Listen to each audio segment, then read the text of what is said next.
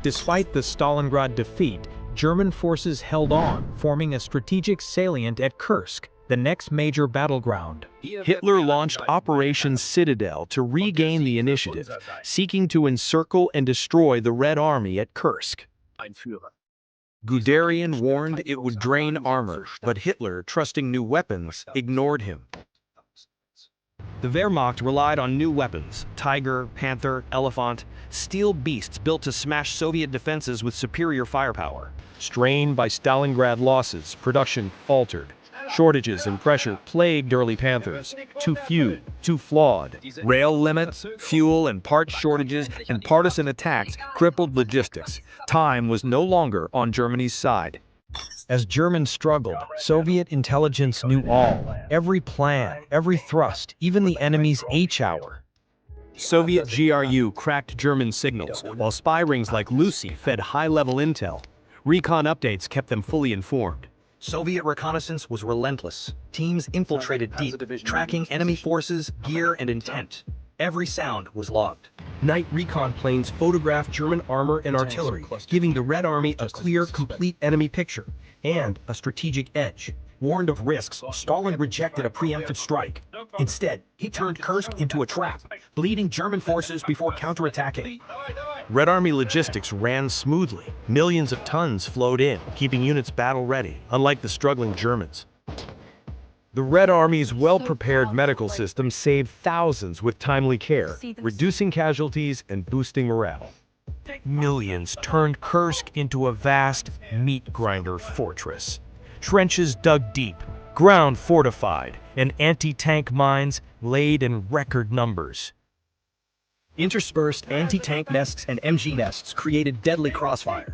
Dense fortifications, ditches, and dragon's teeth aimed to shatter enemy formations. On the eve of H-hour, delays and tech issues unsettled German troops. Sleep eluded them.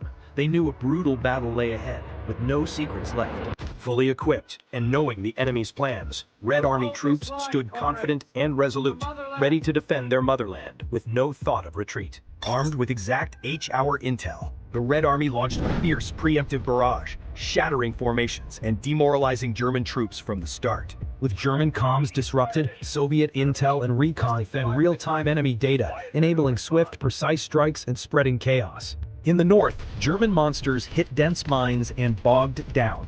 Tigers lost their edge when stuck, as the Red Army turned every meter into a deadly trap. German troops bogged down in deep defenses, halted by fortifications, crossfire, and fierce infantry. Every meter cost blood in brutal combat. In the south, Tigers showed their power. 88mm guns pierced T-34s from 1,500 meters. Germans broke initial lines, inflicted heavy losses, and gained ground. It was nightmarish. Elsewhere, fierce resistance and overlapping fire from AT guns and MGs battered the German vanguard, stalling their advance despite early gains. Days into the assault, German troops were exhausted. Relentless pressure, mines, and defenses drained them. Confidence gave way to dread in a brutal war of attrition. Facing breakthroughs, the Red Army stood firm. Every soldier fought to the death, knowing each meter bled the enemy and slowed their advance. The German advance crawled, each step costly. Tiger and Panther power couldn't overcome Soviet numbers and resistance. Trapped at Kursk, all hope collapsed. Exhausted, German forces began orderly retreats from lost positions. Still disciplined, they had clearly lost the initiative. Wehrmacht logistics crumbled. Mud, sabotage, and partisans disrupted supplies. Shortages sapped morale and weakened combat strength. German casualties soared.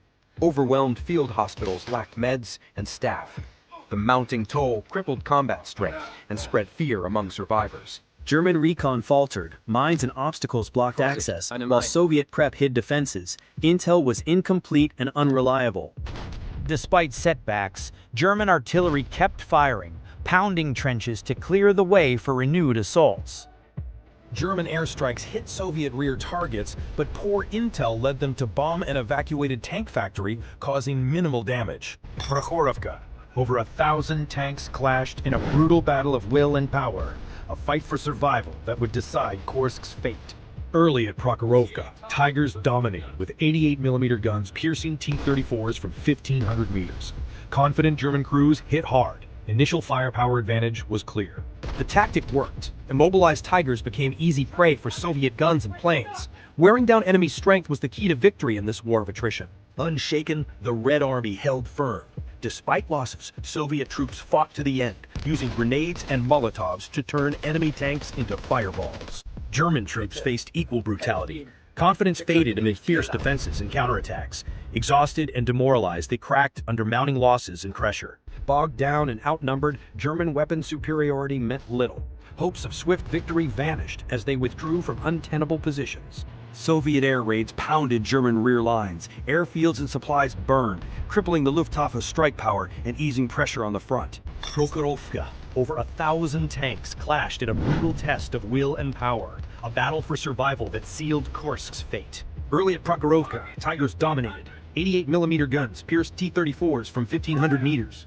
Confident German crews inflicted heavy losses. Firepower advantage was clear. T-34 crews couldn't pierce Tiger armor at range, so they used speed to close in, crippling tracks, barrels, and optics with HE shells in close combat. The tactic worked. Immobilized Tigers were easy prey for Soviet guns and planes. Wearing down enemy strength was key in this war of attrition. Steel giants crumbled, bogged down and ground down in Kursk's meat grinder. Relentless Soviet fire left no room for repair or retreat. Tech superiority meant nothing against mounting losses. The sky over Kursk was hell. Hundreds of planes clashed daily in brutal dogfights. Every maneuver and shot was life or death in the battle for the skies. In the skies, German planes fell fast. Soviet IL-2s and AA units tore through enemy lines, each strike aiding ground troops by breaking formations and grinding down equipment. Soviet air and ground forces formed a deadly pincer, striking from above and below without pause. Relentless AA fire crippled enemy aircraft, securing air superiority. The battle became a brutal war of attrition. German tanks were bogged down or wrecked as they pushed forward, each gain costing dearly in blood and steel. After brutal fighting, the German advance stalled. Superior weapons couldn't offset Soviet numbers and resistance. Exhausted, they began organized retreats. With the German advance stalled, the Red Army counterattacked. Kutuzov in the north, Rumyantsev in the south.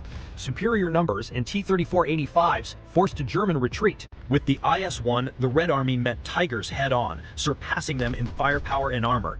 It marked a turning point and a new era of Soviet armored dominance. IS-1's firepower crushed the weary Tigers, each blast marking the fall of Germany's last hope at Kursk. The Red Army seized full initiative. German lines collapsed under Soviet counterattacks. Discipline broke, thousands fled, and Kursk ended in crushing defeat. Kursk shattered Germany's hopes in the east. With Soviet air dominance, they were driven from the salient. The battle was over. Kursk was a decisive victory, won at a terrible cost. Hundreds of thousands dead, thousands of machines lost. You're safe But it now. marked a turning point and the price of freedom. Kursk broke the Wehrmacht. From then, the Red Army advanced without retreat, ending major German offensives in the east.